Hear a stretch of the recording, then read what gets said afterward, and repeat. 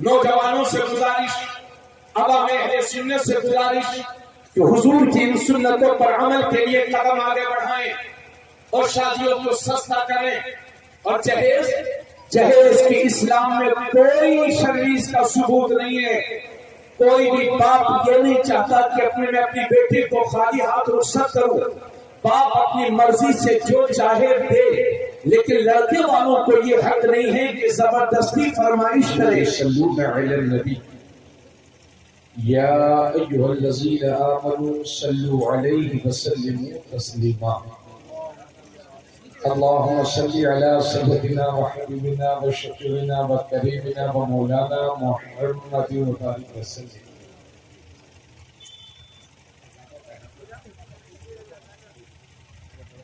صلاة وسلام عليك يا رسول الله صلى الله تعالى عليه وسلم۔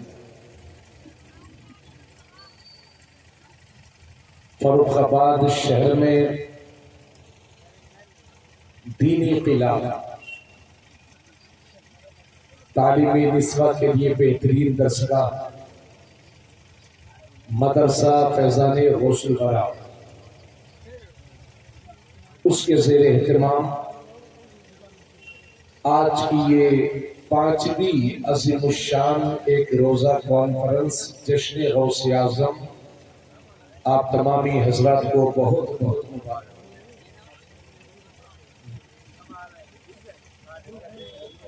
اللہ پاک ہم سب کی حاضری کو شرف قبولیت سے مالا مال فرمائے۔ اس بابرکت اور خوشی کے موقع پر میں پیکر خلوص و وفا حضرت حافظ سہیم الدین صاحب کو میں مبارکباد پیش کروں گا کہ جنہوں نے اس مدرسے کی بنیاد ڈالی اور پوری طاقت کے ساتھ اس کو چلا رہے ہیں۔ اللہ تعالی حضرت کو خدمات دینیہ کی جزائے خیر عطا فرمائے۔ اس موقع پر تشریف فرما لائق صد احترام استاذ العلماء حضرت علامہ الشاہ مولانا زین العابدین صاحب قبلہ فاروق آبادی، اللہ تعالی حضرت کی عمر میں بھی خوب خوب برکتیں عطا فرمائے۔ مجھ سے پیشتر آپ حضرات نے ہماری جماعت اہل سنت کے اچھے اور بہترین نقیب حضرت بھائی قاری اسرائیل اختر صاحب قبلہ بہرائچی ثم کانپوری، ان کی شاندار نظامت آپ حضرات سماعت کر رہے ہیں، اور ان سے پیشتر آپ کی سماعتوں کے حوالے ایک ایسی شخصیت تھی جن کا نام بھی باکمال ہے اور جہاں سے آئے ہیں وہ جگہ بھی باکمال ہے۔ علی گڑھ سے آئے ہیں سید حیدر علی صاحب، بامانہ ہے ماشاءاللہ، تو بڑی خوب نعت خوانی کی۔ اللہ تعالی حضرت کی عمر میں خوب خوب برکتیں عطا فرمائے۔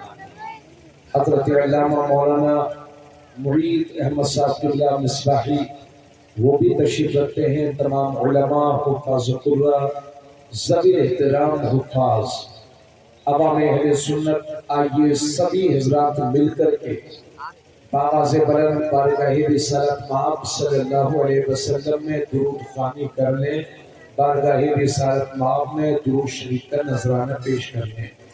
اللہم صلی علی سیدنا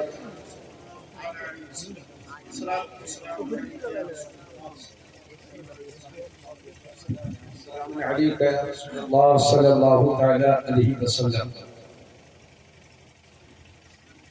اللہ رب العزت قرآن کریم فرقان حمید میں ارشاد فرماتا ہے، یا ایھا الذین آمنوا ادخلوا فی السلم کافۃ ولا تتبعوا خطوات الشیطان انہ لکم عدو مبین۔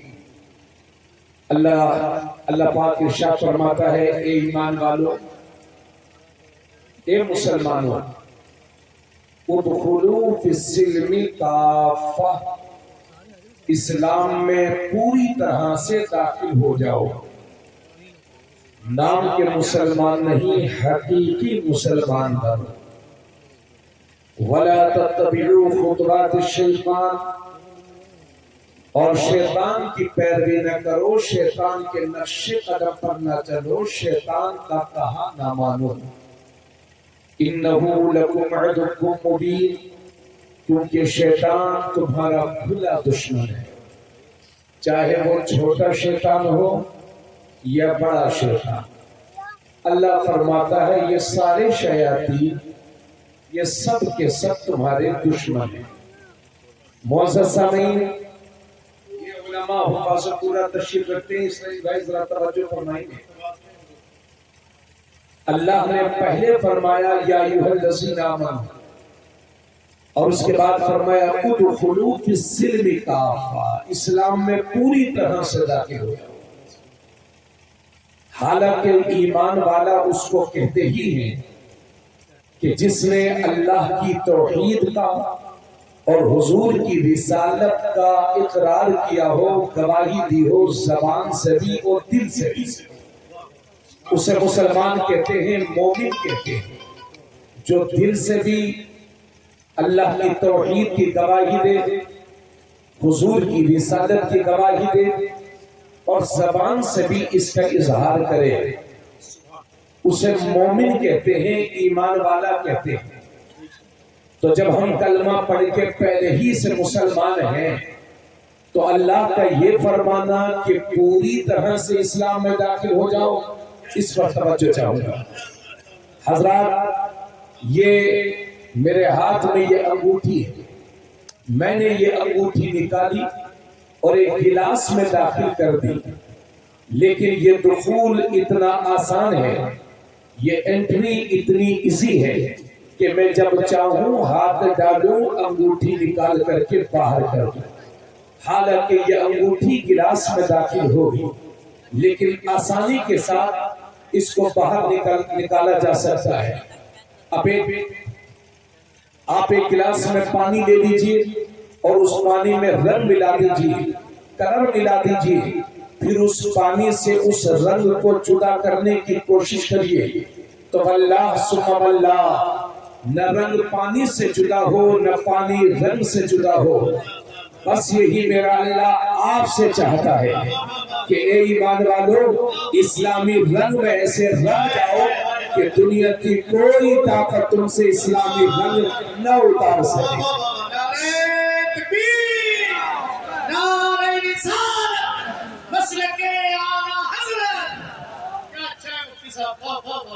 صبغۃ اللہ ومن احسن من اللہ صبغہ، یہ اللہ کا رنگ ہے اور اللہ کے رنگ سے بہتر کس کا رنگ ہے؟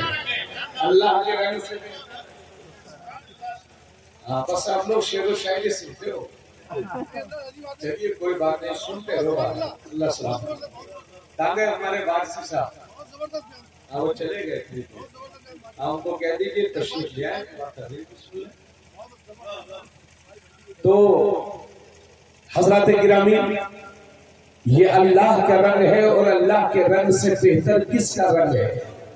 حضرات، یہ جو آیت میں نے تلاوت کی ہے، اسی کی روشنی میں انشاءاللہ تھوڑی دیر گفتگو کروں گا. حضرات گرامی، جب میں نے اپنی قوم کا جائزہ لینے کی کوشش کی اور معاشرے پر غور سے میں نے نگاہ ڈالی تو اس نتیجے پر پہنچا کہ ہم مسلمان تو ہیں، کلمہ گو تو ہیں، کلمہ تو پڑھ رہے ہیں، لیکن حقیقت میں اسلام ہمیں جیسا چاہتا ہے ہم ویسے نہیں ہیں. ہے نا، نام کے مسلمان تو ہیں لیکن پوری طرح سے اسلام جیسا چاہتا ہے ویسے نہیں ہیں. حضرات، ذرا اپنی قوم کا جائزہ لیں.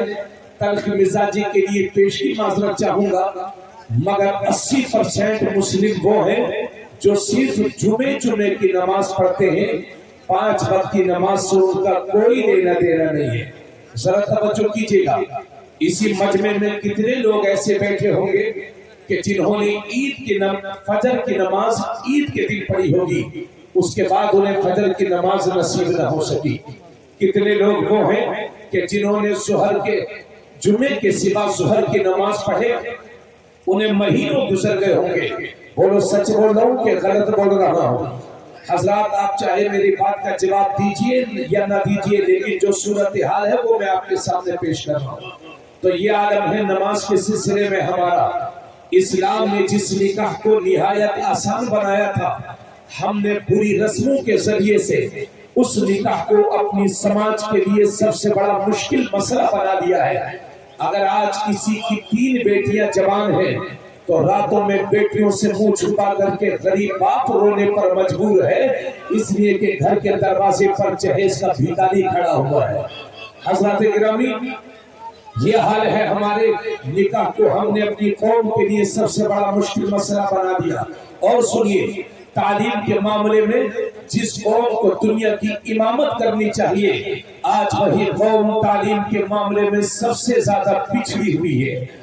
आज के इंसान का मिशन ये है, पैसा हो चाहे जैसा हो, असल में ये सोहबत की वजह से होता है।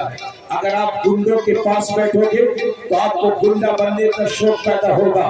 करोड़पतियों के पास बैठोगे तो करोड़पतियों की बनने का शौक पैदा होगा। आप नेता लोगों के पास बैठोगे तो नेता बनने का शौक पैदा होगा। और आप अल्लाह के नेक बंदों के पास बैठोगे तो नेक बनने का शौक पैदा होगा। हज़रात, ये सोहबत का असर है। अपने उलमा से मैं इजाजत चाहूंगा कि थोड़ी देर जरा हजरत मोबाइल को बंद कर दें ताकि उसे भी सुकून मिल जाए और जरा थोड़ी सी देर तवज्जो फरमा लें। हजरत गिरामी, इतनी बातें कहने के बाद अब आइए, बेटे बैठ, तुम कई बार चले गए, तकरीर करना ये शब बारात का हलवा नहीं है कि फातिहा लगा के खा लो। हाँ, ये मेहनत से होती है, इसलिए कदर की जाए उसकी। हजरत गिरामी, तो मैं ये अर्ज कर रहा था, ये हाल है हमारी बदामली के। और आगे बढ़े, तल्ख मिजाजी के लिए पेश की माजरत। जब मैंने अपनी कौम का जायजा लेने की कोशिश की तो इस नतीजे पर पहुंचा हूं कि जब हमारा बच्चा 10-12 साल का होता है तो हम ही लोग यानी अब्बा अम्मा 100 रुपए दे देते हैं, जाओ बेटे बालों को कलर करवा लो। तो कोई नीला करवा रहा है, कोई पीला करवा रहा है। जिस नस्ल के हाथ में किताब होनी चाहिए, हमने अपनी उस नई नस्ल को हेयर स्टाइल में फंसा दिया। आगे बढ़े, 13-14 साल के हुए तो बहुत सारे नौजवान वो हैं जो कानों को छिदवा के पाली पहने घूमते हैं। अरे भाई, तुम्हें क्या हो गया है? अल्लाह ने मर्द बनाया है तो मर्द बन के रहो। ये औरतों वाली आदतें तुम्हारे अंदर कहां से आ गई हैं? हजरात, अल्लाह के नबी ने उन मर्दों पर लानत फरमाई है जो औरतों की मुशाबहत इख्तियार करते हैं, और उन औरतों पर लानत फरमाई है जो मर्दों की मुशाबहत इख्तियार करते हैं। आगे बढ़े, जब हमारा बच्चा 15 साल का हुआ, 16 साल का हुआ, बाप बेचारा सऊदीया में कमा रहा है, बाप बेचारा दिल्ली, मुंबई और लखनऊ में कमा रहा है। कई महीने से घर नहीं आया ताकि कुछ पैसे इकट्ठा करके अपने घर भेज दूं। इधर ये हमारा नौजवान 15-16 साल का, इसकी जिद है, माँ एप्पल का मोबाइल ही लूंगा। अब ये 50,000 का मोबाइल, 1 लाख का मोबाइल लेकर के जेब में रखा हुआ है। जब तक इसकी 2-2.5 GB डाटा इसका खत्म नहीं हो जाता, इसे चैन की सांस आने वाला नहीं है। जाकर के देखो, मुसलमानों के मोहल्लों में मुसलमानों के 5-5, 10-10 बच्चे इकट्ठे होकर के नालियों के पास बैठ करके घंटों मोबाइल देखा करते हैं और अपने वक्त को सायों बर्बाद करते हैं। हजरत, आगे बढ़िए, जब हमारा नौजवान 18 साल का हुआ तो हम देखते हैं अब ये बालिग हो गया है तो अब इसे मोटरसाइकिल चाहिए। अब ये 1 लाख की मोटरसाइकिल पर बैठा हुआ है। माफ करना मगर सच्चाई है, 1 लाख की मोटरसाइकिल पर बैठा हुआ है। 2 गुटके मुंह में रखे हुए हैं और 2 गुटके जेब में रखे हुए हैं। हाथ में कड़ा पहना हुआ है, गले में जंजीर पहना हुआ है ना, और ये चीज और कलर जो बाल है उसके, और फटी पैंट पहना है और नारा लगाएगा, ये है मेरे नबी की शान। बच्चा बच्चा है कुर्बान, बैनर उठाएगा, आई ना मोहम्मद। और हाल ये है कि फसा में तुम हो नसारा तो तमत्तुन में हुरूद, ये मुसलमान है कि जिन्हें देख के शर्माए यहूद। हजरात, माफ करना, नारा लगाते हैं कि नबी के लिए जान दे देंगे, नबी पर कुर्बान है। ओ मेरे भाई, आप नबी पर कुर्बान कहाँ हो? आप तो मुंबई के फहशकार पर कुर्बान हो। उसने کڑا پہن لیا ہے تو آپ نے بھی ہاتھ میں کڑا پہن لیا ہے، اس نے زنجیر پہن لی ہے تو آپ نے بھی ہاتھ میں زنجیر پہن لی ہے، اس نے پھٹی پینٹ پہن لی ہے تو آپ نے بھی پھٹی پینٹ پہن لی ہے۔ یاد رہے پھٹے ہوئے کپڑے پہننا یہ نحوست کی علامت ہے، اور پھٹے کپڑے کو پیبند لگا کر پہننا یہ تمہارے نبی کی سنت ہے۔ اب تمہیں یہ فیصلہ کرنا ہے کہ پھٹے کپڑے پہن کر تمہیں پھٹیچر بننا ہے یا نبی کی سنتوں کا عامل بن کر تمہیں بہترین مسلمان بننا ہے۔ حضرات بولو یہی حال ہے کہ نہیں؟ مسلمانوں کی اکثریت کا یہی حال ہے، نہ چھوٹا آ بڑا آ آتا ہے، نہ اے بی سی ڈی آتا ہے، نہ علی پاتا آتا ہے۔ اکثریت کی یہی حال ہے۔ وَذَبَتُمْ ہو نصارہ تو تمدن میں حرود یہ مسلمان ہیں کہ جنہیں دیکھ کے شرمائیں یہود، تصویر کا ایک رخ آپ نے سماعت کر لیا، اب ذرا تصویر کا دوسرا رخ سماعت کیجئے، کبھی یہاں کبھی وہاں کبھی ادھر کبھی ادھر، چند گنڈے مل کر کے ہمارے بچوں کو زبردستی گھیر لیتے ہیں اور کلمات کفریہ کہلاتے ہیں، شرکی نعرے لگاتے ہیں، اب یہ بول وہ بول رہا ہے، اب یہ کہہ وہ کہہ رہا ہے، پھر بھی پیٹ رہے ہیں، پھر بھی مار رہے ہیں، کبھی 2 مہینے میں کبھی 5 مہینے میں کبھی 6 مہینے میں ہمارے بچوں کی موت لنچنگ ہو جاتی ہے، زبردستی کلمات کفریہ کہلوائے جا رہے ہیں، کلمات شرکیہ کہلوائے جا رہے ہیں۔ اللہ تمہاری جان و مال کی حفاظت کرے، میری بھی جان و مال کی حفاظت کرے، مگر اے میری قوم کے ذمہ داروں اپنے بچوں کو یہ نصیحت کیا کرو کہ بیٹے زندگی میں چاہے جتنا بھی بڑا نقصان اٹھانا پڑے اٹھا لینا، مگر اپنے ایمان کا سودا کبھی نہ کرنا، اس لیے کہ گھر ٹوٹ جائے گا، دوبارہ بنا لو گے، موبائل گم ہو جائے گا، دوبارہ خرید لو گے، مگر ایمان ضائع ہو گیا تو کفر کی زندگی ذلت کی زندگی ہے۔ اللہ تمہاری جان و مال کی حفاظت کرے، میری بھی جان و مال کی حفاظت کرے، مگر کوئی گارنٹی نہیں کہ کب کس کے ساتھ کیا ہو جائے، اللہ نہ کرے۔ ایسے حالات کا سامنا اگر آپ کو کرنا پڑ جائے تو خدا کا واسطہ دے کر کے کہتا ہوں کہ زندگی کی آخری سانس تک اپنے ایمان پر قائم رہنا اور آخری دم تک لا الہ الا اللہ بولتے رہنا، کیونکہ اگر موت کا وقت نہیں آیا ہے تو کوئی مار نہیں سکتا، اور موت کا وقت آ گیا ہے تو کوئی بچا نہیں سکتا، مگر زندگی کی آخری سانس تک لا الہ الا اللہ بولتے رہنا، کیونکہ اسی حالت میں اگر مر بھی جاؤ گے تو شہید کہلاؤ گے اور بچاؤ گے تو غازی کہلاؤ گے۔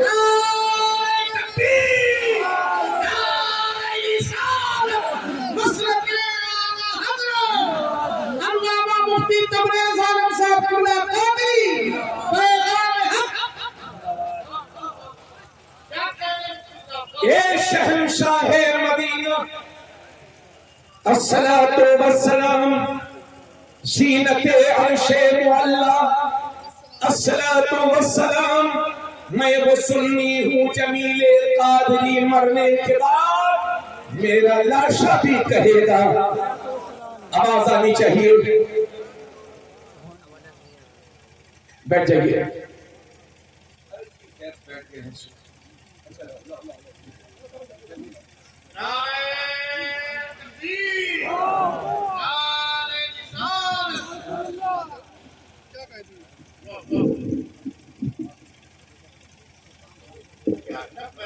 میرے ساتھ بڑی پرابلم رہتی ہے، کہیں جاتا ہوں تو مائک چھوٹا رہتا ہے، کہیں کرسی چھوٹی رہتی ہے۔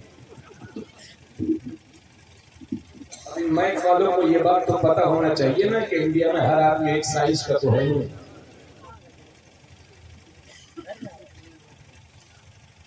اے شہنشاہ مدینہ الصلاۃ والسلام، زینت عرش معلا، الصلاۃ والسلام، میں وہ سنی ہوں جمیل قادری، مرنے کے بعد میرا لاشا بھی کہے گا۔ اس لیے میری گزارش ہے، ابھی جس کانفرنس کا حضرت نے ذکر کیا بہرائچ شریف میں 20 نومبر کو سنی کانفرنس تھی، اور ہندوستان کے ٹاپ کلاس کے تمام علماء مشائخ الحمدللہ وہاں موجود تھے۔ میں نے 25 منٹ تقریر کی، جس کو انڈیا کا 1 نمبر کا اردو اخبار انقلاب لکھنؤ ایڈیشن نے میری ہیڈنگ کے ساتھ اس کو شائع کیا، اور اخبار کی ہیڈنگ یہ تھی کہ جان سے زیادہ ایمان کی حفاظت ضروری۔ جو تقریباً پچھلے 2 سال سے میں جہاں بھی جا رہا ہوں ہے نا، اللہ کا شکر ہے اس 15 دن میں تقریباً میں نے 3-4 صوبوں کے سفر اور مختلف اضلاع کے سفر کیے۔ حضرات گرامی، میں آج آپ سے یہی عرض کر رہا ہوں، اے لوگوں، آج کے دور میں جان بچانے سے زیادہ ایمان بچانے کی فکر کرو، اپنے بچوں کو نصیحت کیا کرو۔ بھائی صاحب آپ مہربانی کریں، آج کے دور میں ایمان بچانے سے، جان بچانے سے زیادہ ایمان بچانے کی فکر کرو، بچوں کو اچھی تربیت دیجیے۔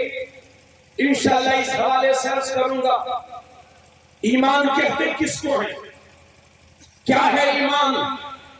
اگر میں ایمان کی اصطلاحی تعریف کروں تو بہت زیادہ وقت چاہیے، اور میں اس معیار کا عالم بھی نہیں کہ اصطلاحی تعریف کا حق ادا کر سکوں۔ البتہ ہم نے اپنے بزرگوں سے یہ سنا ہے کہ ایمان کہتے ہیں محبت رسول کو، ایمان کہتے ہیں عشق رسول کو۔ اور ہماری حضور سے محبت کیسی ہونی چاہیے، حضور سے عشق کا لیول کیا ہونا چاہیے، کیسی ہونی چاہیے ہماری حضرت حضور سے محبت؟ تو آئیے سیکھتے ہیں بخاری شریف سے۔ قرآن کے بعد جس کتاب کا سب سے بڑا مقام ہے وہ ہے بخاری شریف۔ اسی بخاری شریف کی حدیث میں ہے کہ ایک دن میرے نبی نے حضرت عمر سے فرمایا، اے عمر، تم مجھ سے کتنی محبت کرتے ہو؟ اور کون عمر؟ عمر وہ ہے کہ جن کے لیے میرے نبی فرماتے ہیں اگر میرے بعد کوئی نبی ہوتا تو عمر بن خطاب ہوتا۔ عمر وہ ہے، آقا فرماتے ہیں کہ میرا عمر جس راستے سے گزر جاتا ہے شیطان کو راستہ چھوڑ کر کے بھاگ جاتا ہے۔ شیطان کو بھگانے کے لیے کل بھی عمر کا نام کافی تھا، آج بھی بہت کام کر رہا ہے۔ وہ عمر کہ ایک بار میرے نبی نے داہنے ہاتھ میں حضرت ابو بکر کا ہاتھ تھاما اور بائیں ہاتھ میں حضرت عمر کا ہاتھ تھاما، اور دونوں کے ہاتھوں کو تھام کر کے فرمایا، ہم دنیا میں بھی اسی طرح سے ہیں، قیامت کے دن بھی اسی طرح سے اٹھائے جائیں۔ وہ عمر، حضرت گرامی میرے نبی نے فرمایا کہ عمر مجھ سے کتنی محبت کرتے ہو؟ تو وہ صحابی تھے، وہ جھوٹ نہیں بولتے تھے۔ ہر صحابی جنتی ہے، یہی سنیوں کا عقیدہ ہے۔ کوئی بھی صحابی گمراہ یا بددین بد مذہب نہیں ہے۔ انہی صحابہ میں حضرت امیر معاویہ رضی اللہ تعالیٰ عنہ بھی ہیں، وہ بھی صحابی ہیں، جنتی ہیں۔ ان کی سبھی بہن ہر صحابی نبی، ہر صحابی نبی،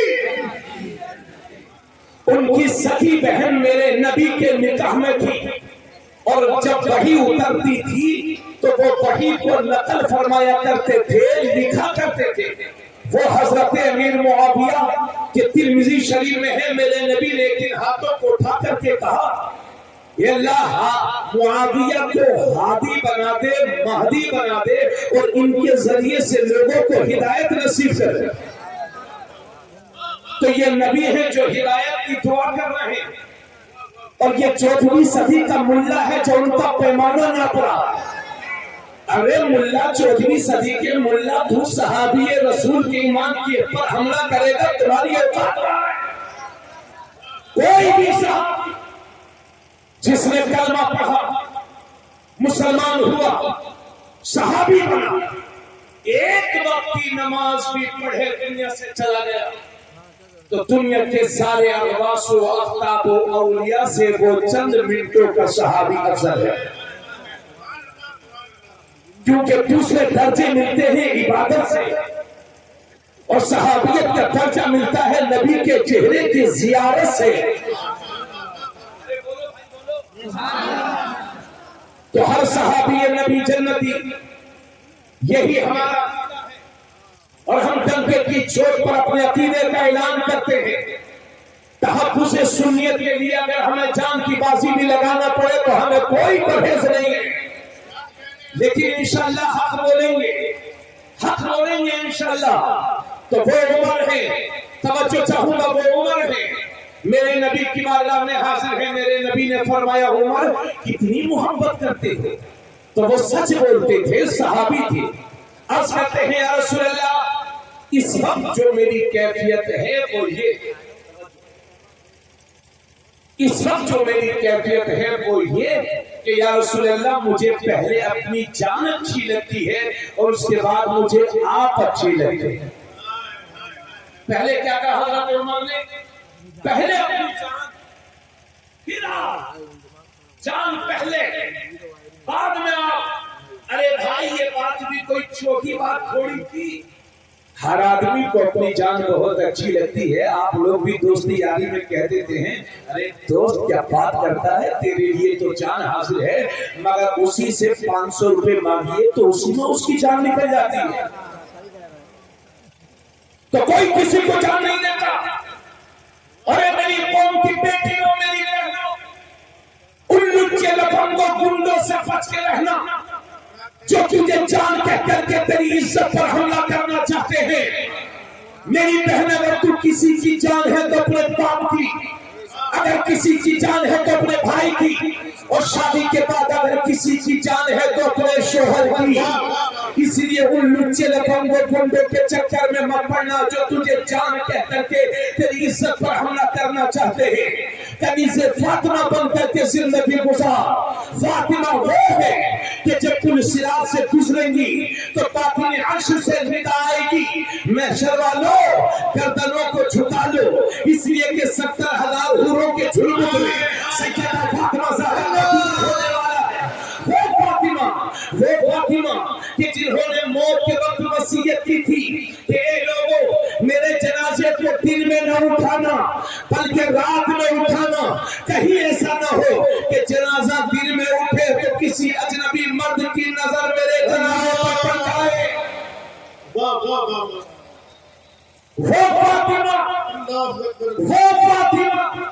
اس لیے ان کی کنیز بن کر کے میری بہن زندگی گزار. حجاب پردہ مسلمان تیرے گھر کی شان ہے، تیری بیٹی کی، تیری ماں بہن کی پہچان ہے. اس لیے بھی اللہ کتنی دولت دے تو ماڈرن لباس مت اختیار کرنا بلکہ اپنے گھروں میں سیدہ فاطمہ زہرا کی کتاب زندگی کا مطالعہ کرو اور اپنی بہن بیٹیوں کو حجاب اور پردے کی ترتیب کرو.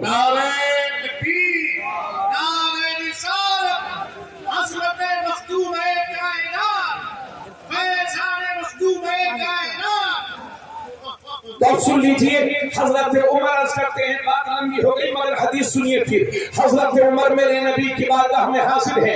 اللہ کے نبی نے ارشاد فرمایا عمر مجھ سے کتنی محبت ہے؟ تو عرض کرتے ہیں یا رسول اللہ سب سے پہلے اپنی جان اچھی لگتی ہے، پھر مجھے آپ اچھے لگتے ہیں. تو اسی دن میرے نبی نے ارشاد فرمایا تھا لا یؤمن احدکم حتی اکون احب الیہ من والدہ وولدہ والناس اجمعین. میرے نبی نے فرمایا تھا عمر تم میں کا کوئی بھی شخص اس وقت تک مسلمان ہو ہی نہیں سکتا جب تک کہ اپنے ماں باپ سے زیادہ، اپنی اولاد سے زیادہ، سارے رشتہ داروں سے زیادہ، دنیا کے سارے لوگوں سے زیادہ جب تک کہ مجھ سے پیار نہیں کرو گے، مجھ سے محبت نہیں کرو گے، اس وقت تک کوئی مسلمان ہو ہی نہیں سکتا. جب حضرت عمر نے سنا تو عرض کرتے ہیں یا رسول اللہ اب تو مجھے اپنی جان سے بھی زیادہ اچھے آپ لگتے ہیں، آپ لگتے ہیں. تب میرے نبی نے فرمایا الان یا عمر، اے عمر اب تیرا ایمان مکمل ہوا ہے، اب تیرا ایمان کمپلیٹ ہوا ہے. تو اے لوگوں حضور کی محبت کا تقاضا یہ ہے کہ اپنے ماں باپ سے زیادہ اپنے نبی سے پیار کرو، دوستوں سے زیادہ نبی سے پیار کرو، رشتہ داروں سے زیادہ نبی سے پیار کرو، خاندان سے زیادہ نبی سے پیار کرو، فروخت سے زیادہ نبی سے پیار کرو، ساری دنیا سے بڑھ کر کے نبی سے پیار کرو. اور ایسا پیار کرو، ایسا پیار کرو کہ تمہاری زبان بھی یہی بولے، تمہارا دل بھی یہی بولے کہ کہوں تیرے نام پہ جا فدا، آپ سے جاگو جہاں فدا، تو جہاں سے بھی نہیں جی بھرا کرو کیا کرو جہاں.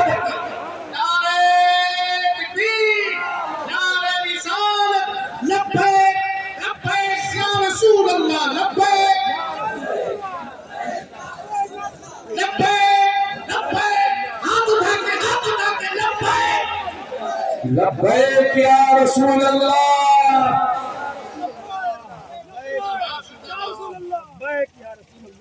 ساری دنیا سے بڑھ کر کے اپنے نبی سے پیار کرو. کریں گے انشاءاللہ؟ ادھر دیکھیں، کریں گے انشاءاللہ نبی سے پیار. اور انشاءاللہ میں اس حوالے سے عرض کروں گا تو ساری دنیا سے بڑھ کر کے اپنے نبی سے پیار کرو. اور محبت کا یہ اصول ہے کہ جس سے محبت کرو، جس سے پیار کرو، اس کی ہر بات پر عمل بھی کرو. یہ کون سی محبت ہے کہ جلوس میلاد النبی میں تو 2000 لوگ ہیں اور ظہر کی نماز میں صرف 20 نمازی. سن نہیں رہے یار آپ لوگ توجہ سے، تھوڑا سا افراد اپنے بند کر دیں. ہاں انتظام وغیرہ سب ہو گئے، بیٹھ جائیں. تھوڑا سا اچھا نہیں لگتا ہم جی لگا کر کے تقریر کر رہے ہوں اور بیچ میں تھوڑا سا تکلیف ہوتی ہے. آپ سے گزارش ہے کہ تکلیف ہے تھوڑا برداشت کریں اور ادب و احترام کے ساتھ سماعت کریں. اجازت ہے بات آگے بڑھاؤں تو محبت کا یہ اصول ہے کہ جس سے محبت کی جائے اس کی ہر بات پر عمل بھی کیا جائے. انشاءاللہ عرض کروں گا اس حوالے سے. ابھی 2 مہینے پہلے اپنے ملک میں ٹرینڈ چلا تھا آئی لو محمد، اور وہ بھی انگلش میں. اسے غلامی ذہنیت نہیں کہوں گا تو اور کیا کہوں گا. ہمارے نبی کی زبان عربی ہے، ہمارے نبی پر جو قرآن اترا وہ عربی زبان میں ہے. نماز عربی میں پڑھی جاتی ہے، حج عربی میں ہوتا ہے. جنتیوں کی زبان ہے عربی، صرف عربی عرب والوں کی زبان تھوڑی ہے. یہ تو میرے نبی کی زبان ہے، جنت والوں کی زبان. اور ہمیں اس وقت بینر والے وہ عاشق رسول نہیں چاہیے جو بینر اٹھانے میں تو بہت آگے تھے لیکن جمعے کے دن سے نماز بھی نہیں پڑھی. ہمیں ایسا بینر والا عاشق رسول نہیں چاہیے، ہمیں کردار کا عاشق رسول چاہیے. یقین جانیے جس دن حقیقی عاشق رسول بن جاؤ گے انشاءاللہ یہ دنیا تمہارے بینر اٹھانے پر فخر کرے گی. حضرت گرامی، میں بڑی عقیدت و محبت کے ساتھ یہ بات عرض کرنا چاہتا ہوں کہ مسلمانوں کا سب سے بڑا سرمایہ ہی محبت رسول ہے. مسلمان 1400 سالہ تاریخ میں جب بھی کامیاب ہوا ہے اسی محبت رسول کی بنیاد پر. حضرت خالد بن ولید جن کا لقب ہے سیف اللہ، بولو سبحان اللہ. بڑا عادت ڈالی ہے بولنے کی. حضرت خالد بن ولید جن کا لقب ہے سیف اللہ، کہیے سبحان اللہ. میدان میں ہے، جنگ جاری ہے، دشمن پشت پر سوار ہے. اچانک سے آپ کی ٹوپی سر سے اتری، گر گئی. ادھر دیکھیں، پورے مجمع کی توجہ چاہوں گا. آپ کے سر پر ٹوپی لگی تھی، جنگ جاری تھی، لڑتے لڑتے ٹوپی سر سے گر گئی. بے چین و بے قرار ہو گئے، کہنے لگے دوستوں میری ٹوپی تو اٹھا دو، میری کلاه تو اٹھا دو.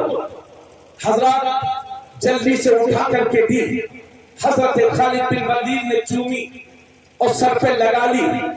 جنگ کے ختم ہونے کے بعد حضرت خالد بن ولید سے لوگوں نے کہا کہ اے صحابی رسول، نعرہ تکبیر، نعرہ رسالت، بین الاقوامی شہرت یافتہ شاعر حضرت اسد اقبال کلکتوی، خواجہ ہندوستان، فیضان غریب نواز. بیٹھیے بیٹھیے بیٹھیے بیٹھیے بیٹھیے ماشاءاللہ ماشاءاللہ. بیٹھیے بیٹھیے بیٹھیے ماشاءاللہ. عالمگیر شہرتوں کے حامل سرخان مصطفیٰ شاعر، ہاں ناخواں ہونے کے ساتھ ساتھ وہ اچھے شاعر بھی ہیں. اور الحمدللہ 30-35 سال میں ہمارے عزیز وطن ہندوستان کی وہ شعر و شاعری کی دنیا میں سب سے مقبول آواز ہے. اس کی سب سے بڑی وجہ یہ ہے کہ یہ جہاں بھی جاتے ہیں چاہے ماحول جیسا ہو لیکن مجمع کو رنگ رضا چڑھا ہی دیتے ہیں. اسی کوالٹی کی وجہ سے یہ زندہ ہیں اور انشاءاللہ اسی کے ساتھ زندہ رہیں گے انشاءاللہ. جہاں جہاں ارے بھائی اعلیٰ حضرت والوں کی کہیں کمی تھوڑی ہے. میں تو اپنے ہمارے اسٹاف کے لوگ ہم سے کبھی کبھی مذاق کرتے ہیں کہہ رہے ہیں کہاں جلسے میں چلے آئے کہاں. تو ہم نے کہا بھائی دیکھو جب تک سنی زندہ ہے تب تک ہمیں ٹینشن لینے کی ضرورت نہیں ہے اور جس دن سنی ہی ختم ہو جائے گا تو ہم دنیا میں رہ کے کریں گے. تو ماشاءاللہ ایک جہان ہے میرے اعلیٰ حضرت کا. وادی رضا کی کوہ ہمالا رضا کا ہے جس سمت دیکھیے وہ علاقہ رضا ہے. اسی رضا کے باغ کی عظیم بلبل سلاخان مصطفیٰ عالمگیر شہرت یافتہ حضرت محترم الحاج اسد اقبال صاحب کلکتوی پوری شان و شوکت کے ساتھ تشریف لائے ہیں. اب آپ یہ نہ سوچیے گا کہ حضرت آئے ہیں تو میں یہاں سے اتر جاؤں.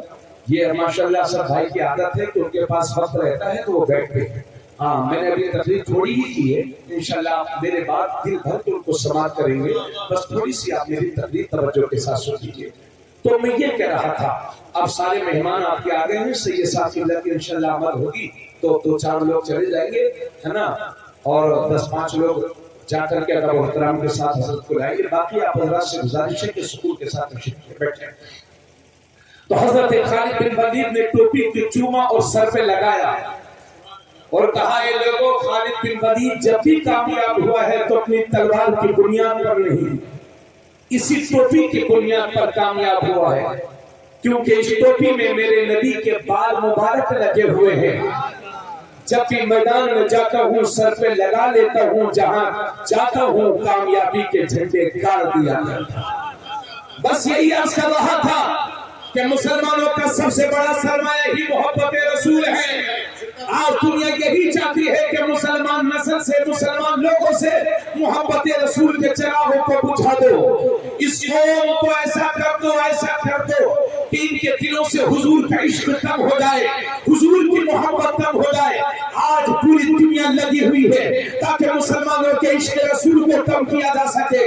لیکن یہ میری قوم کے ذمہ داروں تمہارے نبی کا واسطہ تمہیں دوں گا اس عشق رسول کو اپنے نسلوں میں منتقل کرنا. آقا فرماتے ہیں اپنے بچوں کو 3 چیزیں سکھاؤ. اپنے بچوں کو اپنے نبی کی محبت سکھاؤ, اپنے بچوں کو اہل بیت کی محبت سکھاؤ اور اپنے بچوں کو قرآن کریم کی تلاوت کرنا سکھاؤ. یہ 3 چیزیں سکھاؤ. صرف نعرے تک عشق رسول نہیں رہنا چاہیے بلکہ جب گھر میں کھانا کھائیں تو اپنے بچوں سے کہا کرو کہ بیٹے بیٹھ کے کھا, یہ تیرے نبی کی سنت ہے. بیٹھ کے پانی پی, یہ تیرے نبی کی سنت ہے. کھانے کے بعد دعا کر, یہ تیرے نبی کی سنت ہے. گھر سے باہر جا سلام کر, یہ تیرے نبی کی سنت ہے. باہر سے گھر آ, یہ تیرے نبی کی سنت ہے. بڑوں کا ادب کر, یہ تیرے نبی کا حکم ہے. اس طریقے سے اپنے بچوں کی پرورش کرو. اپنے بچوں کو بچپن ہی سے عاشق رسول بناؤ, عاشق رسول بناؤ کیونکہ یہی تمہارا سب سے بڑا سرمایہ ہے. جب تک عشق رسول تمہارے اندر زندہ ہے انشاءاللہ کوئی بھی فرعون پاک تم کو زیر نہیں کر سکتا. اور اللہ کا شکر ہے محبت رسول سے ہم غریبوں کے سینے ایسے سجے ہوئے ہیں کہ کوئی ہمارے باپ کو گالی دے گا تو برداشت کریں گے, خاندان کو گالی دے گا برداشت کریں گے, اب کو گالی دے گا برداشت کریں گے. لیکن رسول اللہ کے خلاف زبان سے نکلنے والا ایک جملہ بھی ناقابل برداشت ہے. جو جان مانگو تو جان دیں گے, جو مال مانگو تو مال دیں گے, مگر یہ ہم سے کبھی نہ ہوگا نبی کا جاہو جلال.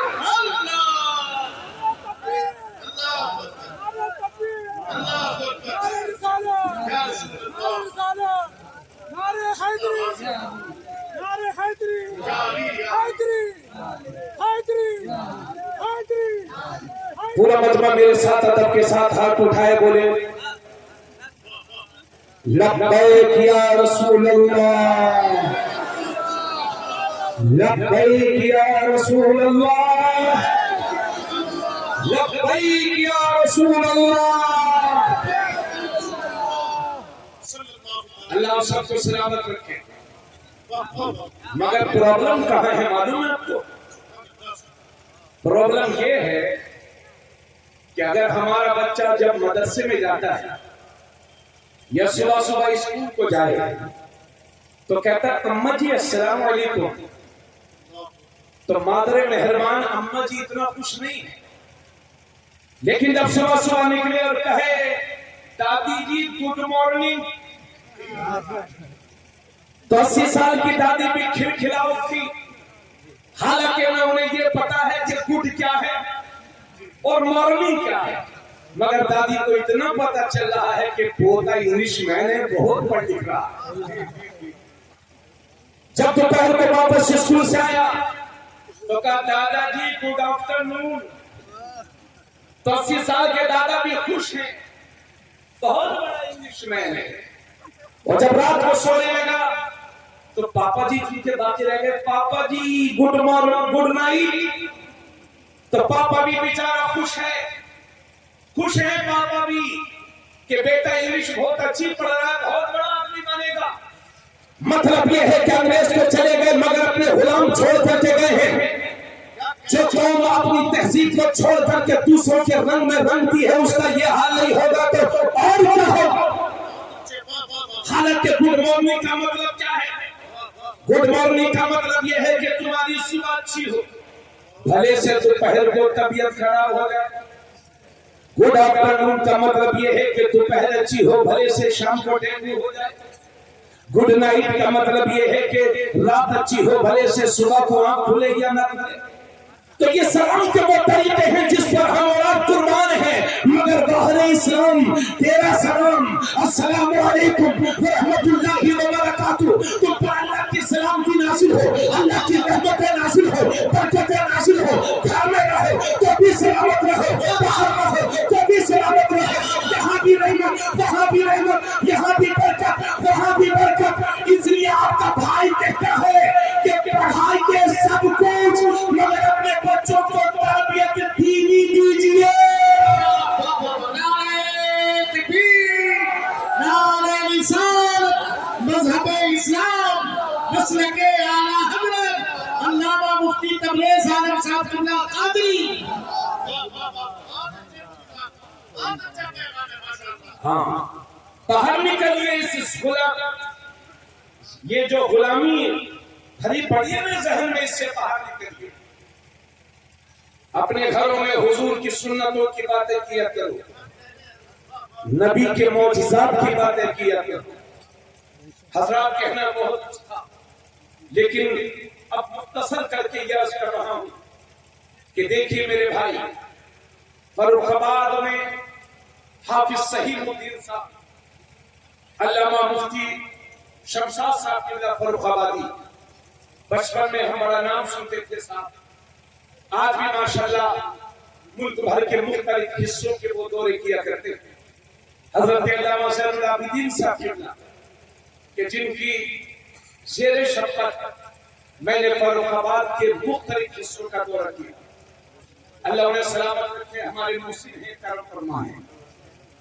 میں یہ عرض کر رہا تھا یہ جو کام ہو رہا ہے دینی کام، صرف ایک کان سے سنیں گے اور دوسرے کان سے نکال دیں گے، یہ اچھا نہیں ہو رہا ہے۔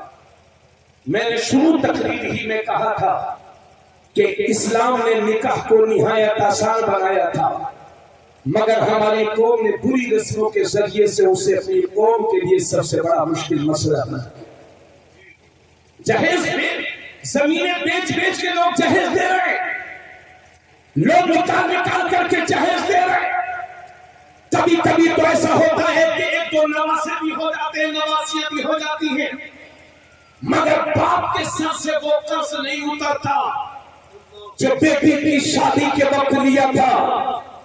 کتنے باپ آتم ہتیا کرنے پر مجبور ہو گئے کیونکہ جہیز کے بھکاریوں کی ڈیمانڈیں کہاں سے پوری کرے۔ ارے جہیز کے بھکاریوں، جس زبان کو سسرال کے آگے کھولتے ہو، کاش اسی زبان کو راتوں میں اٹھ کر کے میرے رب کے حضور کھول دو تو میرا رب اتنا دے گا کہ تمہاری نسلوں سے غریبی کا خاتمہ ہو جائے گا۔ عجیب عجیب رسمیں بنا رکھی ہے، ارے بھائی ہلدی کی رسم ہلدی اس لیے لگائی جاتی ہے طبی اعتبار سے، ڈاکٹر کے لحاظ سے کہ لڑکی کی شادی ہونے والی ہے، ہلدی لگائی جاتی ہے تاکہ جسم صحت مند رہے، طاقتور رہے اور خوبصورت بھی لگے۔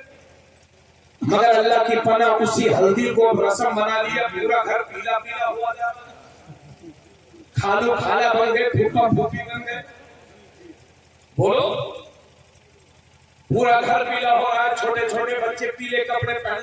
ارے بھائی پیلا کپڑا پہننا کوئی بری بات نہیں ہے، مگر اس طریقے سے اسے رسم بنا دینا کہیں آنے والی نسلوں کے لیے مشکل نہ کھڑی ہو جائے۔ بہت اچھی بات، خدا کا کنٹرول کیجیے ان پوری رسموں پر۔ آپ کو معلوم نہیں ہے کہ قوم کی ہزاروں بیٹیاں انہی پوری رسموں کی وجہ سے غیروں کے ہتھے چڑھ گئی۔ اگر قوم کی ایک بیٹی بھاگی ہے تو یہ مت سمجھنا اس کی بھاگی ہے، اگر قوم کی ایک بیٹی بھاگی ہے تو پوری قوم کی عزت کا جنازہ نکلا ہے۔ اس لیے رحم کرو معاشرے پر، اور آپ سے یہ گزارش کرتا ہوں، اگر میں آپ سے پوچھوں کہ سب سے اچھی شادی کون سی ہے تو آپ کہیں گے حضرت سب سے اچھی شادی وہ ہے جس میں 10 طرح کے آئٹم ہوں، سب سے اچھی شادی وہ ہے کہ جس میں اسٹینڈنگ میں کھانا ہو۔ عجیب چلن ہے صاحب، گھر میں تو بیٹھ کے کھائیں گے۔ آپ مجھے بتائیے سب لوگ، آپ لوگ گھروں میں بیٹھ کے کھاتے ہو یا کھڑے ہو کے کھاتے ہو؟ بولو بھائی۔ میں نے ایسا بھی دیکھا، حالانکہ اب تو میں شادیوں میں جاتا نہیں ہوں، بہت کم شادی ایسی بچی ہیں جن میں جانے کے لائق ہیں، میں نہیں جاتا ہوں، بارات وغیرہ میں بھی بہت کم جاتا ہوں، سمجھا دیتا ہوں کہ کم لوگ جائیے، مسجد میں نکاح کر کے لیتے آئیے، بات سمجھیے میری۔ لیکن ایسی اب کیا بتاؤں آپ کو، اگر میں آپ سے پوچھوں کہ سب سے اچھی شادی کون سی ہے تو آپ کہیں گے حضرت سب سے اچھی شادی وہ ہے کہ جس میں 10 طرح کا کھانا ہو، 40 طرح کے کھانے بن رہے۔ ارے بھائی آدمی ہے کہ جانور ہے، کتنا کھائے گا؟ بولو، نہ کھانے والے کو شرم نہ کھلانے والے کو شرم، یار کھاتے تھوڑا ہے اور نالیوں میں بہایا جاتا ہے، اتنی طرح کے آئٹم بنیں گے۔ اگر میں آپ سے پوچھوں کہ سب سے اچھی شادی کون سی ہے تو آپ کہیں گے حضرت جس میں انتظام بہت ہو، لیکن جس نبی کا ہم نے اور تم نے کلمہ پڑھا ہے وہ نبی فرماتے ہیں، میرے نبی فرماتے ہیں سب سے بہترین شادی وہ ہے جو کم سے کم خرچ میں منعقد ہو جائے۔ زور سے بولو۔ حضرات انہی فضول خرچیوں کی وجہ سے بہت سارے لوگ اپنے بچوں کی صحیح وقت پر شادی نہیں کر پا رہے۔ آقا کریم صلی اللہ علیہ وسلم فرماتے ہیں کہ جس کے بچے شادی کے لائق ہو گئے پھر بھی اس نے شادی نہیں کی، اور اگر اس لڑکے یا لڑکی سے زنا سرزد ہو گیا تو جتنا گناہ اس زانی یا زانیہ کو ملے گا اتنا ہی گناہ اس کے ان ماں باپ کو ملے گا کہ جس نے صحیح وقت پر اپنے بچوں کی شادی نہیں کی تھی۔ اچھے خاصے لوگوں کو دیکھو 35 سال عمر ہو گئی ہے، 40 سال عمر ہو گئی ہے کہ بھائی صاحب شادی کر دیجیے۔ ارے حضرت ابھی میری ایج ہی کیا ہے، کچھ لائف بن جائے، نوکری سوکری ہو جائے، تھوڑا گھر بن جائے۔ امام مسٹر جی کہیں ایسا نہ ہو کہ لائف بناتے بناتے آپ قبر میں تشریف لے جائیں۔ رحم کیجیے معاشرے پر، بچے بالغ ہو جائیں تو ان کی شادیوں میں آپ جلدی کریں، کیونکہ حدیث شریف میں ہے جب کسی مسلمان لڑکے کی شادی ہوتی ہے تو شیطان روتا ہے اور کہتا ہے ہائے افسوس اے ابن آدم، تو نے 2/3 ایمان مجھ سے بچا لیا ہے۔ اس لیے شادی کرو، جلدی کرو۔ ارے بھائی لڑکے لوگ بھی یہاں کے خوش نہیں ہو گئے، میں ان کا اچھا انتظام کروا رہا ہوں، پھر بھی وہ لوگ پتہ نہیں کیا ہو گیا ہے لوگوں کو، تھوڑا سبحان اللہ تو کہہ دو یار ان سے۔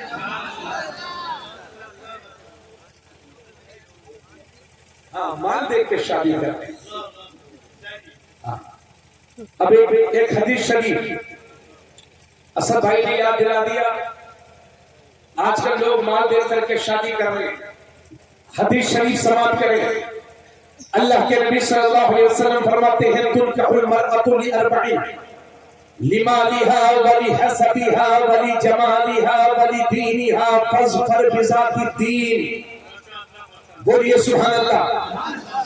اللہ کے نبی صلی اللہ علیہ وسلم فرماتے ہیں کسی بھی عورت سے کسی بھی لڑکی سے جو شادی ہوتی ہے جو نکاح ہوتا ہے وہ 4 وجہوں سے ہوتا ہے.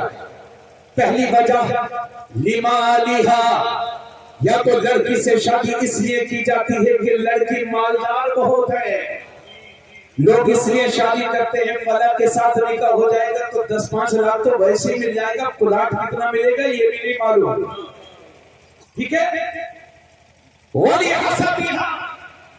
یا لوگ اس وجہ سے بڑے خاندان میں شادی کرتے ہیں کہ فلاں کا داماد بن جاؤں گا تو محلے میں سکہ اپنا ہی چلے.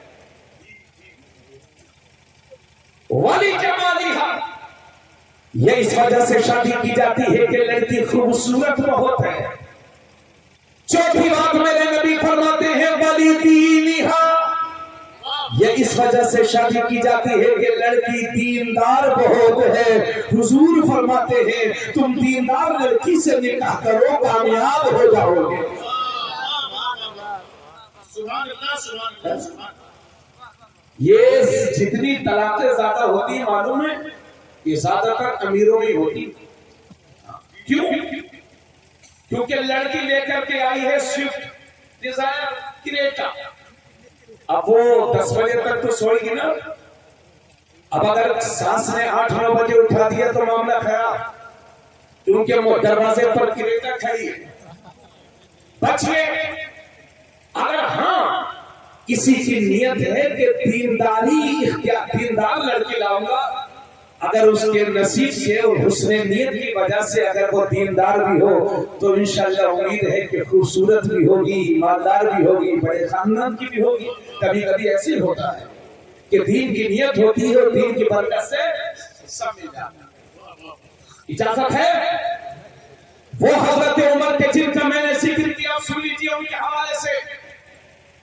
حضرت عمر 22 لاکھ مربع میل پر حکومت کی. حضرت عمر کی دنیا کے کئی ممالک پر فتح کا جھنڈا لہرایا. حضرت عمر نے ان کی عادت تھی کہ وہ رات میں چین سے نہیں سوتے تھے. رات میں نکل جایا کرتے تھے، بستیوں کا گشت کیا کرتے تھے، اپنی رعایا کو دیکھا کرتے تھے کہیں کوئی رو تو نہیں رہا ہے، کہیں کوئی بھوکا تو نہیں ہے، کہیں کسی کے بچے تو نہیں رو رہے ہیں. ایک دن گشت کرتے کرتے، غور سے سنیے گا، ایک دن گشت کرتے کرتے ایک گھر کی طرف تشریف لے گئے تو وہاں 2 عورتوں کی بولنے کی آواز آ رہی تھی. اور قریب ہو گئے، دیواروں سے کان لگا لیے تو 2 عورتوں کی آواز آ رہی تھی. وہ 2 عورتیں در حقیقت ماں اور بیٹی تھی. ماں دودھ بیچا کرتی تھی اور دودھ میں پانی ملایا کرتی تھی. جب بیٹی نے دیکھا تو کہتی ہے بیٹی ماں اگر امیر المومنین حضرت عمر نہیں دیکھ رہے ہیں تو خدا سے تو ڈر، خدا تو دیکھ رہا ہے. حضرت عمر نے یہ بات سنی اور فوراً الٹے پاؤں وہاں سے واپس ہو گئے. اور اگلے ہی دن امیر المومنین نے اپنے لڑکے حضرت عاصم کا رشتہ اس لڑکی کے ساتھ بھیج دیا اس کی دینداری کی وجہ سے.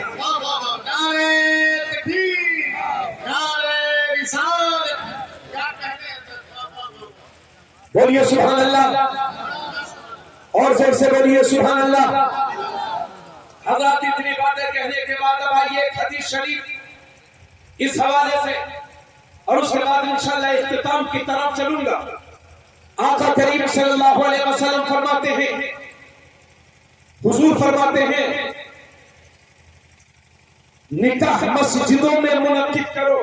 اعلنوا هذا النکاح وَاجْعَلُوهُ فِي الْمَسَاجِدِ.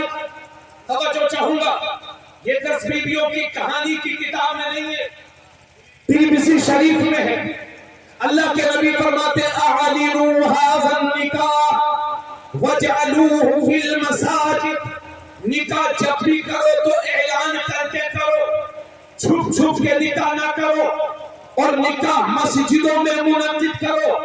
حالانکہ مسئلہ یہ ہے کہ کوئی شرط پالی جائے، کوئی یہاں نکاح کرنا چاہے تو یہاں بھی ہو جائے گا. کوئی 2 لاکھ 5 لاکھ کا ہوٹل بک کر کے نکاح کرنا چاہے وہاں بھی ہو جائے گا. شرطیں پالی جائیں. ہوائی جہاز میں بھی نکاح ہو جائے گا, شرطیں پالی جائیں. کشتی میں بھی نکاح ہو جائے گا. لیکن تمہارے نبی کی روح امت کو پکار کر کہہ رہی ہے نکاح مسجد میں منعقد کرو. اگر مسجد کا ادب کر سکتے ہو اور مسجد میں شور اللہ ہو تو نکاح کی سب سے بہترین جگہ مسجد ہے. مسجد کیونکہ حضور فرماتے ہیں نکاح مسجدوں میں منعقد کرو, کیونکہ جب نکاح مسجد میں ہوگا تو اس کے بہت سارے فائدے ہیں, جن میں سب سے بڑا فائدہ یہ ہے کہ اکثر لوگوں کا نکاح زندگی میں ایک بار ہوتا ہے, بار بار نہیں. تو حضور فرماتے ہیں اس نکاح کو مسجد میں منعقد کرو, کیونکہ جب تمہارا نکاح مسجد میں ہوگا تو تمہارے نکاح میں کوئی ناپاک شامل نہیں ہوگا,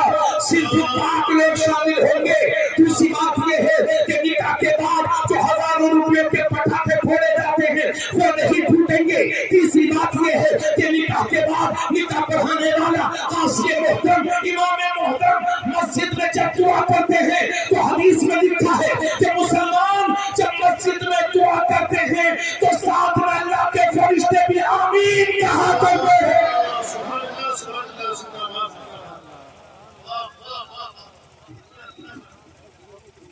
اس لیے میرے عزیزوں نوجوانوں تمہیں دعوت دوں گا, آؤ سنتوں کی طرف قدم بڑھاؤ. ناچ بہت کروا لیے, کہو اپنے والد سے کہ میرا نکاح مسجد میں ہوگا. اور میں آپ سے بعد میں کہلواؤں گا ان علماء کی موجودگی میں تبریز عرفات بھی اعلان کرتا ہے کہ انشاءاللہ جہاں تک خاندان میں میری چلے گی اور اپنے بچوں کا نکاح انشاءاللہ مسجد میں منعقد کرواؤں گا. ابھی میں بنارس گیا تھا 2-3 مہینے پہلے, تقریر کے بعد ایک آدمی مجھے ملے, بظاہر چہرے سے غریب آدمی معلوم ہوتے تھے. کہنے لگے حضرت میرا ایک ہی لڑکا ہے اور انشاءاللہ میں اس کا نکاح مسجد میں کرواؤں گا. آپ نے تو یہ پہچان بنا دی ہے کہ یتیموں کے نکاح مسجدوں میں ہوتے ہیں, غریبوں کے نکاح مسجد میں ہوتے ہیں. آپ تو کروڑ پتی ہیں. اور یہ جو جمعہ 8 دن والے سیٹ ہے نا, 8 دن والے جمعہ 8 دن, یہ نیا نویلا سیٹ بنا ہے. اس کا تو پیر ہی پجامے میں نہیں ہے, یہ پانی کی طرح پیسے بہا رہا ہے. اور جمعہ 8 دن والے سیٹ اللہ کے واسطے رحم کر معاشرے پر, سب کی حالت تیری جیسی نہیں ہے. اور بھائی صاحب بعض لوگوں کو بھی کیا کہوں, وہ کہتے ہیں حضرت خوشی ہے ڈانس تو ہوگا, باجا تو بجے گا. امام صاحب مسجد سے کہہ رہے ہیں جس کے نکاح میں ڈانس باجا ہوگا اس کا نکاح نہیں پڑھاؤں گا. تو یہ جمعہ 8 دن والا سیٹ بیچارے امام ہی کا دشمن ہو گیا, جبکہ امام اچھے راستے پر چلا رہے ہیں. مگر اسے اچھے راستے پر چلنا کب ہے, کیونکہ امام بھاگ جائیں گے تو اسے تکلیف تھوڑی ہے. یہ تو 15 دن میں ایک بار نماز پڑھتا ہے. تکلیف تو انہیں ہے جو 5 وقت کی نماز پڑھتے ہیں. اب یہ ہے نئے نویلا سیٹ یہ کہہ رہا ہے کہ ارے ایسے امام تو ایسے مولوی تو میری جیب میں 5-10 رکھے رہتے ہیں, یہ نہیں پڑھائیں گے, دوسرا بلا کے لے آؤں گا. اور بھی کھوپڑی کے سیٹ شریعت کے معاملے میں عقل کے گھوڑے نہ توڑا. شریعت تیرے باپ کی محتاج نہیں ہے, تو شریعت کے محتاج ہے. اور کان کھول کے سن لو کہ آپ جو 4 کرتے پجامے تو خرید سکتے ہیں, مگر سارے خاندان کی دولت مل کر کے بھی کسی عالم ربانی کی زبان کو نہیں خرید سکتے.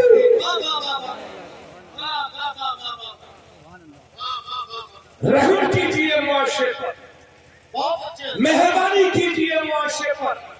اور یہ میری قوم کے ذمہ داروں, خاص طور سے وہ لوگ کہ جو امیر ہیں, مال والے ہیں, صاحب حیثیت ہیں, ان سے گزارش کرتا ہوں کہ آپ کو اللہ کتنا بھی نوازے. سن لیجیے میری بات, یہ جو میں الٹی کھوپڑی کا سیٹ بات کر رہا تھا, یہ اس کی بات کر رہا تھا جس سے 1 کلو چینی لی جاتی ہے تو 900 گرام تولتا ہے. اس کی بات کر رہا ہوں میں, حلال کمانے والے سیٹ کی بات نہیں کر رہا. اے میری قوم کے ذمہ داروں, اللہ آپ کو کتنا بھی دے تو آپ کو یہ فیصلہ کرنا ہے کہ کم خرچ میں شادی کریں. بولو بھائی, کم خرچ میں شادی کریں. اگر آپ انشاءاللہ کم خرچ میں کریں گے تو آپ کے محلے کے جو غریب طبقہ ہے وہ بھی کم خرچ میں کرے گا کہ دیکھو جب فلاں آدمی نے کم اتنا پیسہ ہوتے ہوئے کم خرچ کیا ہے تو ہم کیوں پانی کی طرح پیسہ بہائیں۔ اور ایک بات اور بھی تو ہے، چاہے آپ 1 کروڑ خرچ کر لو چاہے 1 لاکھ، مین چیز نکاح ہی ہے۔ اب چاہے قرض میں ڈوب کے کر لو یا خوشحالی کے ساتھ کر لو، نوجوانوں سے گزارش، عوام اہل سنت سے گزارش کہ حضور کی ان سنتوں پر عمل کے لیے قدم آگے بڑھائیں اور شادیوں کو سستا کریں۔ اور جہیز کی اسلام میں کوئی شرعیت کا ثبوت نہیں ہے۔ کوئی بھی باپ یہ نہیں چاہتا کہ میں اپنی بیٹی کو خالی ہاتھ رخصت کروں۔ باپ اپنی مرضی سے جو چاہے دے، لیکن لڑکے والوں کو یہ حق نہیں ہے کہ زبردستی فرمائش کرے، یہ ناجائز و حرام ہے۔ اور میں آپ سب سے گزارش کرتا ہوں کہ جہیز کی شکل نہ اختیار کر کے اسلام نے تمہاری جائیداد میں تمہاری بیٹیوں کا بھی حصہ رکھا ہے، جائیداد میں اپنی بیٹیوں کا مقررہ حصہ دے دو، انشاءاللہ بہت بات سمجھ گیا میری؟ بہت لمبا وقت ہو گیا، مجھے علم پر تقریر کرنی تھی مگر 100 باتوں کی ایک بات کہہ کر کے رخصت ہونا، انشاءاللہ اپنی کبھی آؤں گا عرض کروں گا۔ بس یہ کہہ رہا ہوں کہ شادیوں کو سستی کرو اور ضرورت کے مطابق گھر بناؤ اور اپنی حیثیت سے بڑھ کر کے اپنے بچوں کو پڑھاؤ اور لکھاؤ، اس لیے کہ آنے والا وقت جہالت کا وقت نہیں ہے، آنے والا وقت علم کا وقت ہے۔ سچر کمیٹی کی رپورٹ یہ کہتی ہے کہ 3 سے 4% مسلمانوں میں پڑھے لکھے ہیں۔ جس قوم میں 3-4% لوگ پڑھے لکھے ہوں گے اور 94% لوگ بے پڑھے لکھے ہوں گے، اس قوم کا یہ حشر نہیں ہوگا تو اور کیا ہوگا؟ حالانکہ ہم اس نبی کے ماننے والے ہیں کہ جب میرے نبی پر پہلی وحی اتری تو اللہ نے فرمایا اقرأ بسم ربک الذی خلق خلق الانسان من علق اقرأ وربک الاکرم الذی علم بالقلم۔ نبی پر جو پہلی وحی اتری ہے اس میں پڑھنے کا ذکر ہے، اس میں قلم کا ذکر ہے۔ سن لیجئے تقریر کا بالکل آخری مرحلہ، توجہ چاہوں گا پورے مجمع کی۔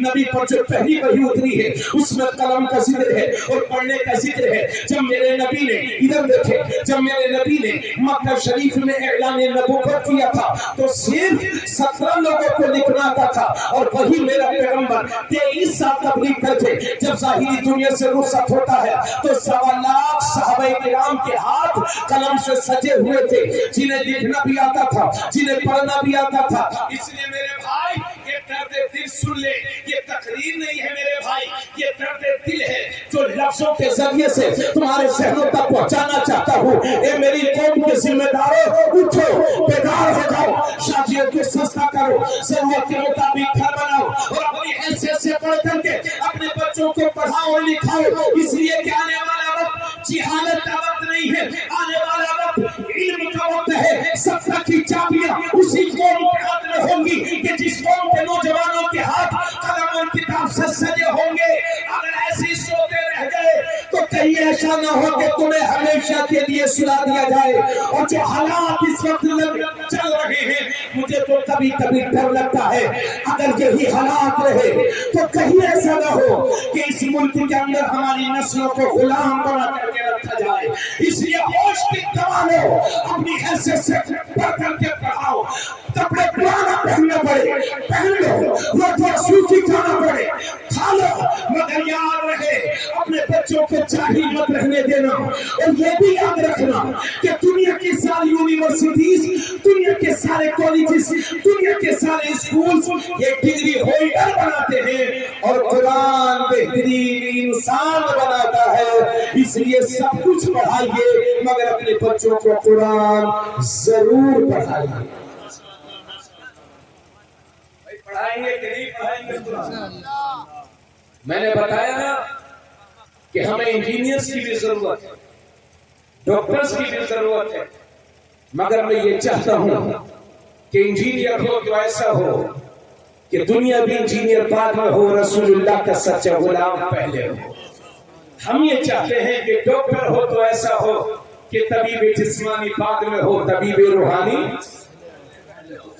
ماسٹر ہو تو ایسا ہو کہ دنیاوی کتاب بعد میں پڑھے، اللہ کی کتاب پہلے پڑھے، دنیا کی کتاب بعد میں پڑھے، اللہ کی کتاب پہلے پڑھے۔ مدرسہ فیضان غوث الورا جو قوم کی بیٹیوں کے لیے حافظ سہیم الدین صاحب نے کھولا ہے، یہ جان کر کے بے پناہ خوشی محسوس کر رہا ہوں۔ 5 عالمہ فاضلہ ان کے مدرسے سے فارغ ہوئی ہے، اور ہاں میرا خیال یہ ہے کہ ایک مولانا اپنے گھر والوں کو بڑا مشکل سے سدھار پاتا ہے، مگر پڑھی لکھی ایک بیٹی پورے خاندان کی بیٹیوں کو، ماؤں کو، عورتوں کو سدھارنے کے لیے کافی ہے نا؟ ہاں، اور اگر آپ اسکولوں کی مہنگی فیس نہیں بھر سکتے، آ جاؤ، مدرسوں نے اپنے دروازے تمہارے لیے کھول دیے۔ اسکول میں فیس جمع نہ کرو تو نوٹس آ جائے گا کہ اگر فیس جمع نہیں کرو گے تو تمہارے بچوں کو ٹیسٹ میں نہیں، اس لیے سال میں 4 ٹیسٹ ہوتے ہیں تاکہ فیس چھوٹنے نہ پائے، تمہارے بچوں کو ایگزام میں بیٹھنے نہیں دیا جائے گا۔ ان مدرسوں والوں نے، لڑکیوں والوں نے آپ کو، لڑکیوں کے مدرسے نے آپ کو نوٹس بھیجا ہوگا، لیکن لڑکے والوں مدرسے نے کبھی آپ کو نوٹس نہیں بھیجا ہوگا۔ یہ مدرسے ہماری ریڑھ کی ہڈی کی طرح ہیں، اگر یہ کمزور ہو گئے تو ہندوستان کا مسلمان ایمانی اعتبار سے کمزور ہو جائے گا۔ اس ملک کو آزاد کرانے کے لیے، اسی ملک کو آزاد کرانے کے لیے انہی مدرسوں سے فارغ ہونے والے ہزاروں علماء نے اپنی جان کا نذرانہ پیش کیا ہے۔ دہلی سے لے کر کے، دہلی دروازے سے لے کر کے پیشاور تک تقریباً 600-700 کلومیٹر کا فاصلہ ہے۔ ایک انگریز مؤرخ لکھتا ہے کہ جب 1856 میں جب انگریزوں کے خلاف بغاوت کی گئی تو اس بغاوت کو انجام دینے میں علماء کا بہت بڑا کردار تھا ملک کو آزاد کرانے کے لیے، تو بدلے میں علماء کو پھانسی کے پھندے پر چڑھایا گیا۔ دہلی سے لے کر کے پیشاور تک لوگ بتاتے ہیں کوئی درخت ایسا نہیں تھا جس درخت پر کسی عالم دین کی لاش نہ ٹنگی ہوئی ہو۔ اس لیے لوگوں، یہ مدرسے ہماری ریڑھ کی ہڈی ہیں، یہ مدرسے جہاں ہماری دینی ضرورت کو پورا کرتے ہیں، وہیں یہ مدرسے ہماری ملکی ضرورت کو بھی پورا کرتے ہیں۔ اور آپ کے ذریعے سے یہ میسج میں ساری لوگوں کو دینا چاہتا ہوں، بس دیکھ لیجئے، ختم کر رہا ہوں۔ ہاں، آپ کے ذریعے سے مجھے معلوم ہے اصل میں ایک ہی تقریر ہونی ہے، اس کے بعد پھر اسد بھائی ماشاءاللہ پڑھیں گے، تو انشاءاللہ آپ جیسا سنیں گے ویسے وہ پڑھیں گے۔ بس ہو گئی پوری تقریر، 2 باتیں مجھے چھوٹی چھوٹی ہو کہنی تھی، ہاں اس لیے میں آپ سے عرض کرتا ہوں۔ ہاں، تو میں اپنی گورنمنٹ سے بھی یہ کہنا چاہوں گا کہ مدرسے، اور سنو، یہ مدرسے چلانے والے کوئی چور نہیں ہے۔ ابھی پچھلے 2 سال پہلے اتر پردیش کے ہائی کورٹ نے کہا کہ یہ مدرسے غیر قانونی ہیں، اور مدرسوں کی تعلیم کو غیر قانونی قرار دے دیا اتر پردیش کے ہائی کورٹ نے۔ اللہ کا شکر ہے مدارس کی تنظیم نے پوری طاقت کے ساتھ اس فیصلے کو سپریم کورٹ میں چیلنج کیا، اور سپریم کورٹ نے یہ فیصلہ سنایا کہ مدرسے بھی قانونی ہیں، مدرسوں کی تعلیم بھی قانونی ہے۔ اس لیے مدرسے چلانے والے چور نہیں ہیں۔ اور یہ بھی سنیں، ہر حکومت کی یہ ذمہ داری ہے کہ اپنی رعایا کو پڑھائے، اپنے صوبے کے لوگوں کو، اپنے ملک کی لوگوں کی تعلیم کا انتظام کرے۔ اللہ کا شکر ہے یہ مدرسے ان بچوں کو پڑھاتے ہیں جو اسکولوں کی فیس نہیں بھر سکتے، اور صرف پڑھاتے ہی نہیں ہیں بلکہ انہیں پالتے بھی ہیں۔ یہ انتظام صرف مدرسوں کے پاس ہے، تو اللہ کا شکر ہے ہماری گورنمنٹ کو تو خوش ہونا چاہیے کہ جو کام اسے کرنا چاہیے یہ مدرسے اس کام میں بہت حد تک مدد کر رہے ہیں۔ اللہ کا شکر ہے ہم خود مدرسے سے پڑھے ہوئے ہیں، ہے نا؟ بھلا جائیے، اپنی ضرورت کے مطابق ہندی پڑھ لیتے ہیں، ضرورت کے مطابق انگلش بول لیتے ہیں، کہیں بھوکے پیاسے نہیں رہیں گے۔ اللہ کا شکر ہے، اور اپنے فن کے تو ہم ماہر ہیں ہی الحمدللہ۔ ہاں تو یہ جتنے علماء بیٹھے ہیں، یہ انگلش کی بنیاد پر نہیں، یہ علم دین کی بنیاد پر آپ نے یہ عزت بخشی ہے۔ اور حضرات یہ بھی کہنا چاہوں گا، مسلمان بنیے، زیادہ بڑے انگریز نہ بنیے۔ جس طرح سے ہمیں خاندان کے لیے ایک ڈاکٹر کی ضرورت ہوتی ہے، فیملی ڈاکٹر کی، اسی طرح سے ہمیں روحانی پاکیزگی کے لیے خاندان میں ایک عالم دین کی ضرورت ہے۔ اگر اللہ نے آپ کو 4 لڑکے دیے ہیں، اب تو ہم دو ہمارے 2 والے زیادہ ہیں، ہم 2 ہمارے 2 ہے نا۔ ماسٹر صاحب، انجینئر صاحب بھی بول رہے ہیں، ڈاکٹر صاحب بھی بول رہے ہیں، کوئی مولانا صاحب بھی بول رہے ہیں، ہم 2 ہمارے 2، ہم 2 ہمارے۔ ارے بھائی، جب ایک ابا ہونا چاہیے تو ایک بڑے ابا اور ایک چچا تو ہونا چاہیے، تو 3 تو اسی طرح سے ہو گئے۔ ایک خالہ بھی ہونا چاہیے، تبھی تو پتہ چلے گا کہ خالہ کیا ہوتی ہے۔ تو یہ ہم 2 ہمارے 2، اور گورنمنٹ بھی ماشاءاللہ کہہ رہی ہے کہ جس کے 2 بچوں سے زیادہ ہوں گے اس کا پروموشن نہیں ہوگا، سرکاری نوکری نہیں لگے گی۔ میں اپنی گورنمنٹ سے گزارش کرتا ہوں، جس کا ایک بھی نہیں ہے پہلے اسے نوکری دے دو، بعد میں کچھ بچے تو ہمیں دے دو۔ یہ ہماری گورنمنٹ سے ادنا سی درخواست ہے کہ پہلے انہیں نوکری دے دی جائے، جن کا ایک بھی نہیں ہے۔ اس لیے ہم 2 ہمارے 2 بھلے چکر میں آپ مت پڑھیے۔ اللہ فرماتا ہے وَلَا تَقْتُلُوا أَوْلَادَكُمْ خَشْيَةَ إِمْلَاقٍ نَحْنُ نَرْزُقُكُمْ وَإِيَّاهُمْ، اپنی اولاد کو مفلسی کے ڈر سے قتل نہ کرو، ہم تمہیں بھی رزق دیں گے، ہم انہیں بھی رزق دیں گے۔ دوستو، اگر آپ کے 4 بیٹے ہیں، 2 بیٹے ہیں، 3 بیٹے ہیں، تو آپ یہ عزم مصمم کر لیجئے کہ انشاءاللہ اپنے ایک بیٹے کو عالم دین ضرور بنائیں گے۔ کہیے انشاءاللہ۔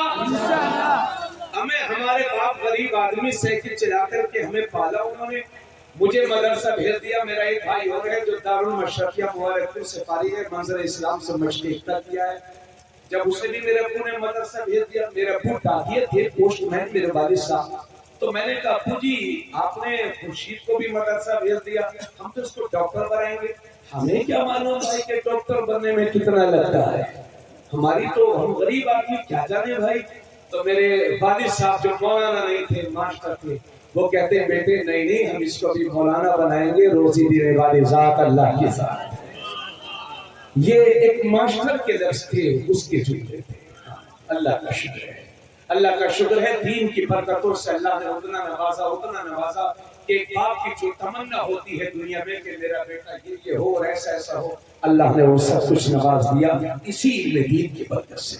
اللہ کا شکر ہے۔ تو دوستو، یہ دنیا ہی سب کچھ نہیں ہوتی، اپنے جس طرح سے جسمانی صحت کے لیے خاندانی ڈاکٹر کی ضرورت ہے، اسی طرح سے روحانی پاکیزگی کے لیے ہمیں عالم دین کی ضرورت ہے۔ تقریر پوری ہو گئی، اب آخر میں یہ کہہ رہا ہوں میرے دوست، یہ جملے پہ ہر کہیں بولتا ہوں، جو پوری تقریر سید صاحب سے تشریف لا رہے ہیں، حضرت کی موجودگی یہ جملہ ہو جائیں گے، ادب سے کھڑے ہو جائیں اور زوردار